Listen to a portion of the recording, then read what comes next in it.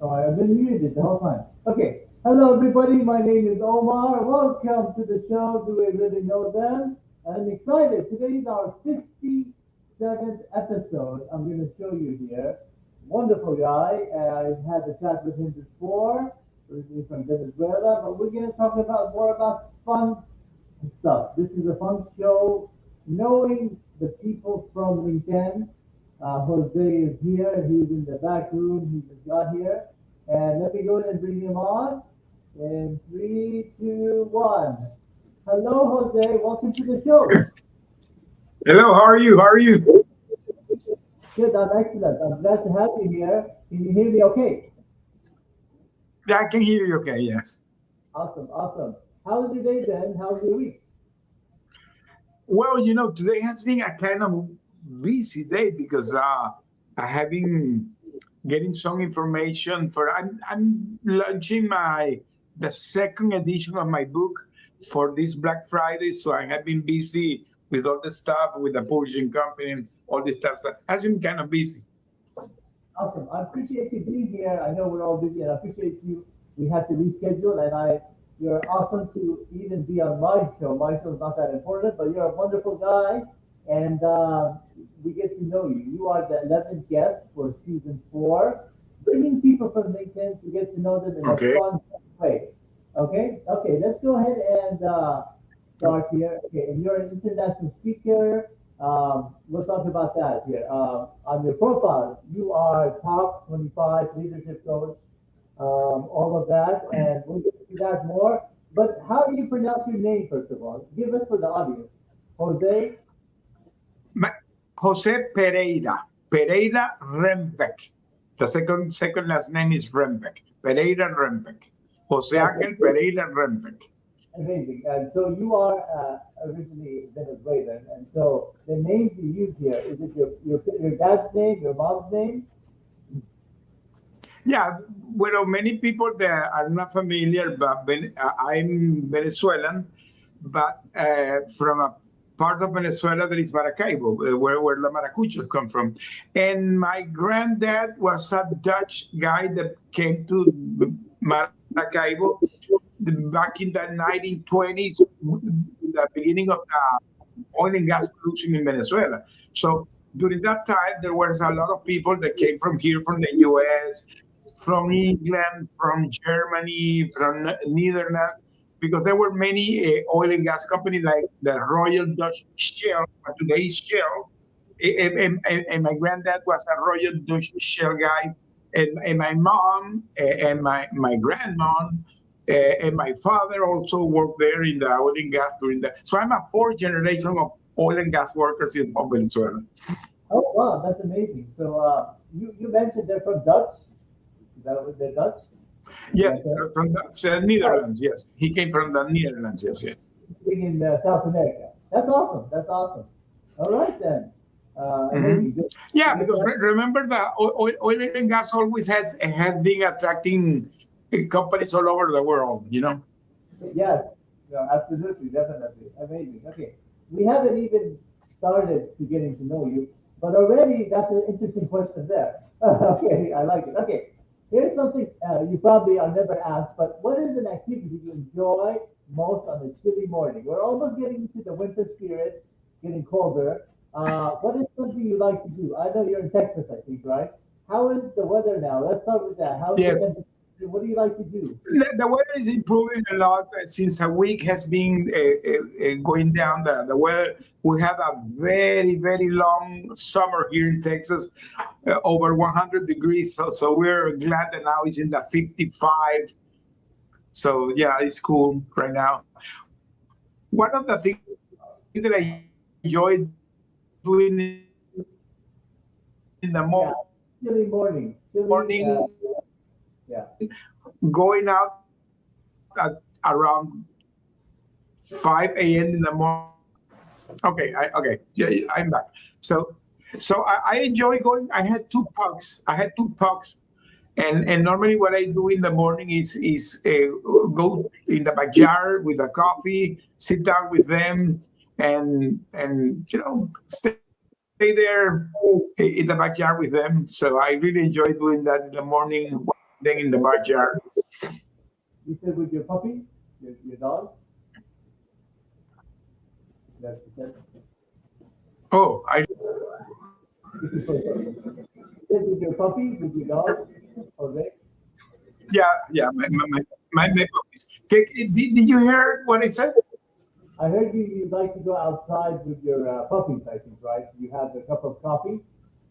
With my puppies, yes, with my Ah, amazing. That's awesome. puppies. So you do that like first thing, like 7 in the morning? Yes, yes, Ah, so you're a morning person. Are you a morning person? yes. But let me see if I can do something here because I don't see the connection very good. Let me see if I can do it by Yeah, please do. my phone.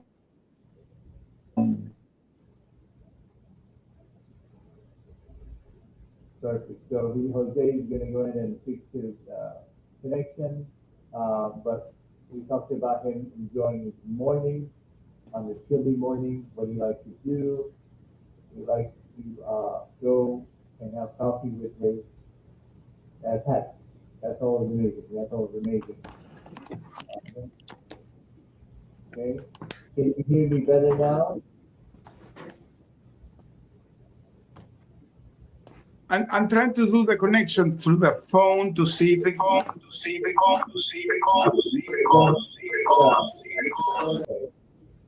Okay. All right. Can you hear me better this way? I'm gonna try to disconnect this connection and connect this another one so it can be better. A lot better. This looks a lot better here. Is better? Yeah, I think it's better.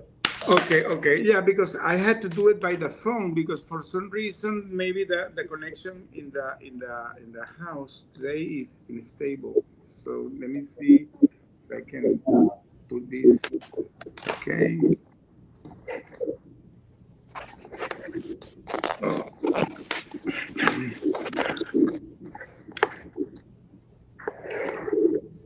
What about here? Is this better? Perfect, perfect. I can hear you well. Awesome. So you were saying you love to go in the morning and be with your puppies, your dogs, right? Yes. Amazing, amazing. Wow. What type of puppies do you have? I had pugs. I had two pugs. So these two pugs, they is the cousin and the aunt, and they have with me like 9 years. Not so puppy, but they're small. These pugs. Oh, really? Okay. That's awesome. All right. Let's go on to the next question here. Okay. Um, what was your childhood like? So tell us how growing up was in Venezuela was like for you. Did you enjoy it? Well, let me tell you something that people doesn't. I don't talk too much about this. As I said, I'm a fourth generation of oil and gas worker, and my dad was an oil and gas worker. So he, during the 60s, he was appointed to the National Oil Company of Venezuela that became what today is PDVSA. That is the national company by that time had another name. Well, my dad, he was a production technician, and they gave him the opportunity to come here to the U.S. to finalize his petroleum engineer degree. So we came here in 1967, and I live here in Tulsa, Oklahoma. Oh, When I was 5 years, I lived here in Tulsa, and I lived in Tulsa since I was 5 until 12. When I turned 12 years, we flew back to Venezuela, and we moved to a place in Venezuela called San Tomé. And San Tomé was a neighborhood that belonged to the Gulf Oil Company because there was a oil and gas production there too. So I grew up with a lot of American costumes, because we were working first living here in Tulsa, and then I grew up in a neighborhood that was littered with Americans. So my childhood, I played Indian and Cowboys. I played instead of soccer, I was playing football. Um, you know, my childhood was very really nice with running bicycles. Um, it was a very nice childhood, honestly. Amazing. That's awesome. That's always good to have a good upbringing and then remember a good childhood. You know, some people go through trauma and stuff. That's awesome. And then Cowboys and Indians in the 60s and then you're in Texas. That's the reason there. So that's awesome. That's awesome there, Jose. Mhm. Excellent. Let's move on to the next question here. All right, let me go here. Okay. What inspired you to begin hosting? I know you're a show. Let's talk about your show a little bit. You started the show. And then what inspired you to do that show? Let's go into that and then how you started it. Well, today I had not one. I had two shows. I Uh-huh. had a podcast called Building Resilience, where I interview people that have gone through adversities in their life and they have come back stronger and now they are leaders. That is the podcast. But I have a TV show that I started like 1 month ago. In Spanish, it's called Líderes Inquebrantables. So in English, it's Unbreakable Leaders. And Uh-huh. I showcase Hispanic leaders here in the Houston area. So why I started that? Well, this is a kind of there's a long version and a short version of the story. But for your audience, I was an international hosted during 5 years. And when I came back, I decided to begin to convert my ordeal in something that could help others and help myself at the same time.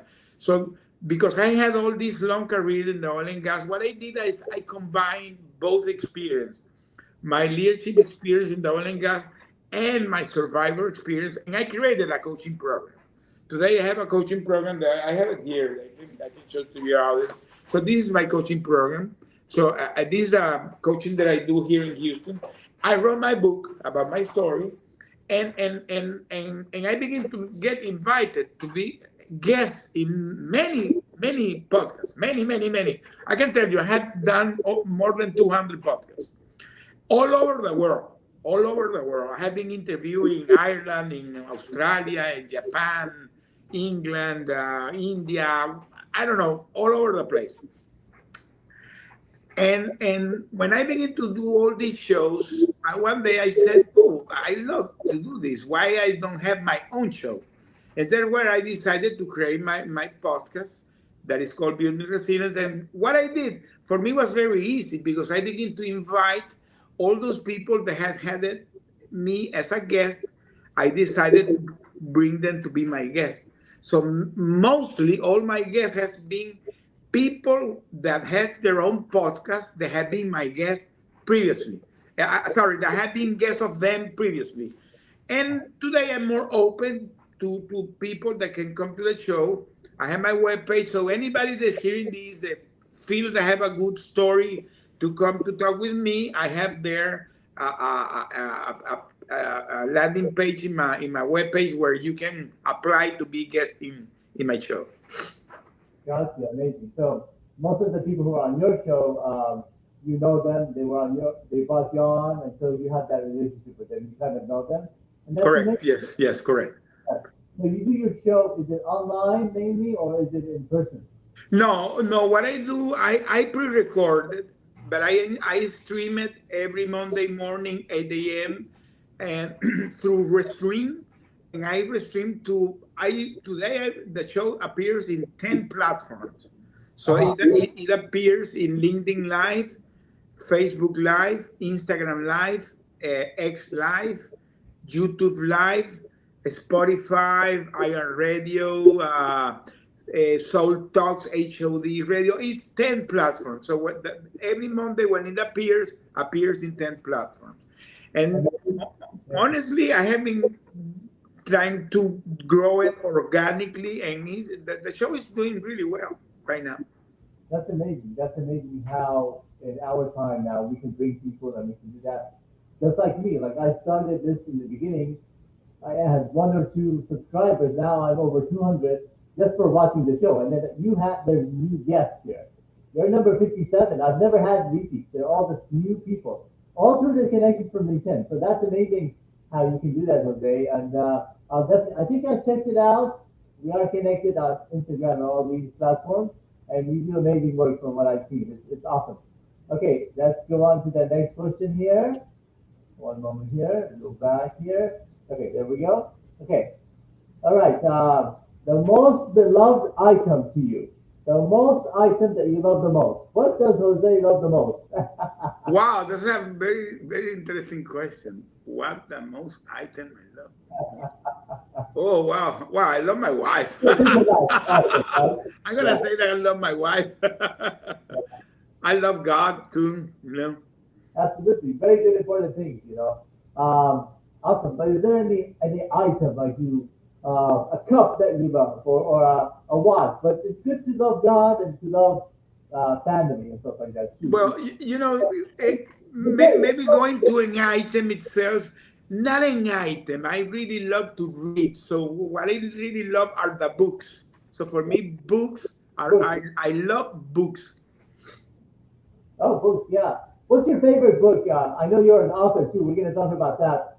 Tell us some books that you've read as a childhood or as an adult that you love, really love books. Well, there is a book that for me is, I have two books there are two stories behind each book. The first book is a book called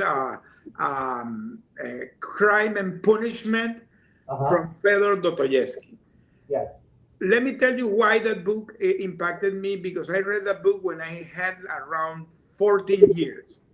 So Uh-huh. I have been all my life a very heavy book reader, but that was my first book that I read seriously, Yeah. and that book impacted me so much when I had 14 years that all my life I get in love with the story behind the Crime and Punishment. I got so in love with that story that when I got married, my first kid, I was asking my wife that if it was going to be a boy, I wanted to put Rodion Romanovich. And if it was a girl, I wanted to put Dunya Duneshka, because these are the two characters of them. And my wife was gonna kill me, My son is his name is John, so and he was supposed to be Rodion. The second book is a book that it came to me when I was in my captivity during my 5 years of captivity, maybe in the third or the fourth year. I had the opportunity to read a book that came to me that is called Men in a Search of a Meaning of Viktor Frankl. If your audience doesn't know about this book, let me give a snippet about this book, because this is a classic. Viktor Frankl is one of the most read authors of the World War II.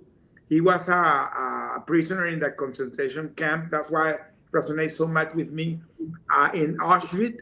And he is the father of the logotherapy.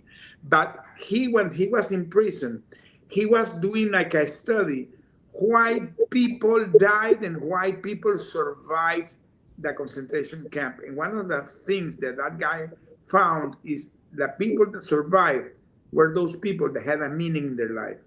And that book really talked to me, because that was kind of my anchor during those years. So these are my two books. Amazing, amazing. Yeah, that's a good point you make. People have the meaning or purpose. They tend to live longer and get out of situations they're struggled in. It makes it a lot easier. Now, your kids, you can nickname them the same names if you want. Do you do that to your kids? Do you nickname them? You have a nickname to them from the books on the side, or no? Or you're not allowed to? No, no, no, no, no, no. Really don't have nicknames. Yeah, yeah. You can nickname them from the story. You can, but that's amazing. Awesome. Awesome. That's an interesting one. Yeah, definitely. Okay, let's go on to the next one, Jose. This show's typically 30 minutes. Okay. Okay, you are an accomplished author. What made you get in that? What made you get into author and writing a book right there? Is it because of that book you read? Why did you want to write books? Well, I decided to write my book because my story. Because when I was released after being 5 year hostage, and I already had the intention to write my story, because the people that of your audience that doesn't know, During those years that I was in captivity, I had a lot of time without having contact with my family. So there was very few communications. And when after 1 year of that captivity, we were allowed that our family began to supply our food. It was a complicated logistic because my wife lives here in Houston.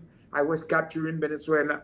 So my eldest son, he flew to Colombia and he began to provide food to me from Colombia to Venezuela.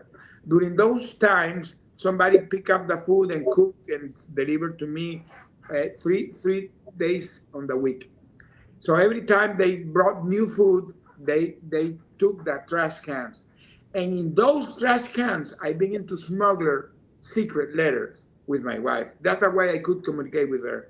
And we kept doing that in exchange of letters between me and her during 3 years. And we could compile around 1,000 letters. Wow. Those letters I have today here in the US. I have the physical letters, but my wife had put it in a Word document, and that Word document became the fundamental of what today is my book. So my book is based on those letters that I wrote during those years. Oh wow, that's amazing. That's amazing. I'll check it out. Is it on Amazon? You have your books on It's Amazon. in Amazon. By the way, I received today the second edition because I wrote the book 1 year ago. The book was published November 28, 2024. So it's going to have 1 year in a couple of days.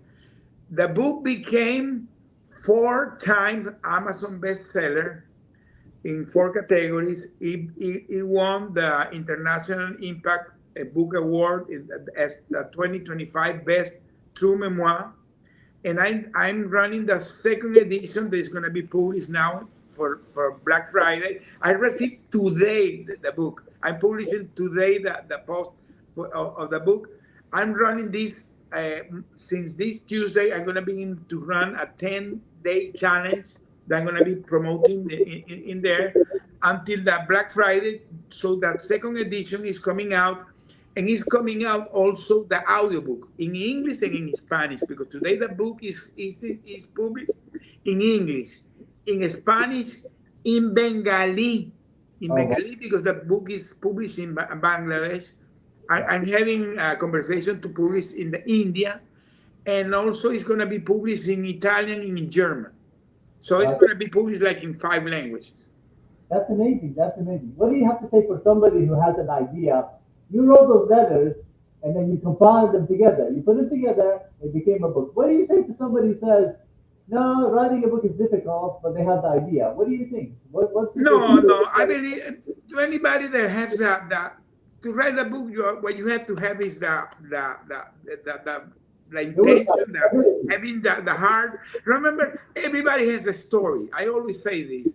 Everybody has a story to tell, because sometimes people say, "Oh, you have an incredible story." Oh yeah, it's a story, but everybody has a story. Maybe can be big, can be small, but everybody has a story to tell. So I encourage that people will always write your book. Write your book. Today is very easy to write a book. You can do it by yourself, doing self-publishing. Today are a lot of tools to publish a book. So there is no way that you say I don't want to or I don't have time. No, you can do it. You can do it. Amazing, amazing. Awesome, Jose. Okay, we're almost done here. Okay, now this is a question I ask for everybody. If I were to create a product or a concept or an idea to help humanity, what would it be? Everybody, 56 people said something different. What would Jose want to invent something new or create something that's there but improve on it? Well, the coaching program that I created is based on my survivor story. So my coaching is totally different because I create a coaching to help leaders and to help a business owner or startup or whoever or walk of life based on the techniques that I used to survive. So what I did is I went back when I was writing my book, going back to the events that we went through, things that we went through, how we coped and how we managed it. and I put it in a coaching program. So this is for me a product that's very unique. It's very unique because it's very rare. It's based on my experience. Amazing, amazing. So basically, what you're saying is that what is the concept and idea? It would be a book. It would be My main motto in my book is that anything in life you can survive, but you have to have the proper mindset, believe in yourself, believe in God, and never give up. So this is the main message I have behind my story, and everything I do today is based on that. Is based in the faith in you, faith in God, and really having that unbreakable feeling that you can make it. Today, everything that I do, my show is called Unbreakable Leaders, and my second book is called Unbreakable, and my coaching is called Unbreakable because I believe that everybody has that unbreakable spirit inside, but what you have to do is unleash it. amazing. That's amazing. That's awesome. And our last, let's tell us about you. Who is Jose, and what do you do all about? I know we talked about you're a author, you're a host for shows, but what do you actually do? You're a coach as well. And we have about 3 minutes, maybe in a minute or so. Tell us who you are for the audience who don't know you. Well, as I have been mentioned, I have my coaching program that I do one-on-one here in Houston. I can do it virtually. I'm going to begin next year to launch a online course related to this, but today I do it in person because it's very interactive. It's a 3 month coaching program. So I'm a leadership coach. I'm a speaker. I speak regularly. This year I did, I don't know, like more than 50 speeches. I have been speaking in conference, in summits. I came from Oklahoma a couple of days ago. I'm gonna go to Las Vegas in a couple of weeks. So I'm speaking here in the U.S. and I have been also invited internationally. As I said, I'm gonna be in January going to India and Bangladesh because my book has been sold in those countries. So they want me to go there, and I also have my podcast. I have my TV show that is air every Saturday 7 p.m. It appears in Now Media TV. It's a one hour show. I'm an author, and I'm a guy very connected to my church, and I'm starting a non-profit too. I'm beginning a non-profit that I'm launching in a couple of days. Oh wow! So your channel is, you said Sundays. It's local in Texas, local time. Yes, yes. The foundation is called Angels Helping in Earth. It's gonna be. I'm gonna launch it for the Giving Tuesday, this December 2. It's gonna be the launching day. It's less than 1 month, and this foundation is gonna take care of to help in the Spanish community here in Houston trauma survivors. So I'm gonna be partnering with a pastor that is helping me with a therapist that she's trauma specialist with some legal advice, and they're gonna be working with me pro bono to help. I belong. I'm Venezuelan. I attend a church here in Houston called Intimidad con Dios. There is a very big Hispanic community. So I discovered that there is a lot of need in the Hispanic community, and with all these immigration issues right now, it's a big issue, big issue. So that one of the things this foundation wants to do is put the resource to help them. Things as simple of having a legal advice in their immigration status, or having a legal advice how they can start up. I'm going to begin to do training like English as a second language, or training of citizenship, because one of the things that I really believe that is lacking in our Hispanic community, that there are people that can have here 40 years and they don't speak English and they don't embrace the American culture. So I want the people be more embrace the culture, the country that is your country now, because there's where you live here. Exactly, society integrated. Oh, that's it's interesting. Yeah, that's sad about that. That's awesome. Well, thank you. Appreciate you being on, Jose here. One last question. You've been on so many interviews. All that. Can you tell us a story of a unique interview that you've had, or something that went bad? I mean, you've been interviewed on CNN, all these channels. Can you tell us a unique one, something that went either good or bad? That's interesting. Any story? Well, I have done crazy interviews. I have many stories with the interview because even the people that normally want to interview me is because they relate with my story and they want to share to the So I always try to. The story is the story. I cannot change the story. What happened to me? So I was a victim of being taken hostage, being accused to be a spy. So the story is the story. What I try to tell the story to relate to the audiences. So I have been talking to many people, but one of the most great interviews that I did was with a couple that they have a TV show. They're a couple, and I did with my wife. So we because they didn't know how to handle my story in their show that is to talk about couples, you know. And then when they knew that I had more than 30 years married, they said, "Okay, let's do the interview with your wife." And that interview got really beautiful because I believe it's one of the few interviews I had done with my wife. My wife doesn't like to talk too much in cameras, you know. Ah, thank you. Awesome, awesome. Well, Jose, thank you so much for being on the program. You can catch him, rewatch the replay. Here's the name of the show, podcast. It's Angels Helping. He's in Texas. Closing thoughts. Thank you for being on the program. What are your last minute closing thoughts? Well, the people that want to connect with me, I have my webpage that is joseconnect.com, joseconnect.com. In that webpage, you can find everything about me. What we have been talking today, if you want to know about my coaching program, is there. If you want to contact me to go to speak to an event, is there. If you want to know about my books, is there. My podcast is there. My TV show is there. My advocacy, everything that I do, even the nonprofit, I have their own webpage that is called Angels in Earth. But you can go to my webpage, Jose Connect, and you can connect to the nonprofit webpage. As I said, for this Giving Tuesday, I'm launching the nonprofit. I'm going to do a fundraising for the startup of that nonprofit. So I'm going to be promoting that heavily during these days and launching my second edition of my book. Amazing, amazing. And then there it is. It appears on the screen, joseconnect.com, right? So you can see it, and I'm looking at it here. It has your picture on it. Amazing. Appreciate you being here, Jose. You're awesome. Guest number 57 on this show here. And look at that. We have somebody coming in. Last minute right here. Good evening, everyone.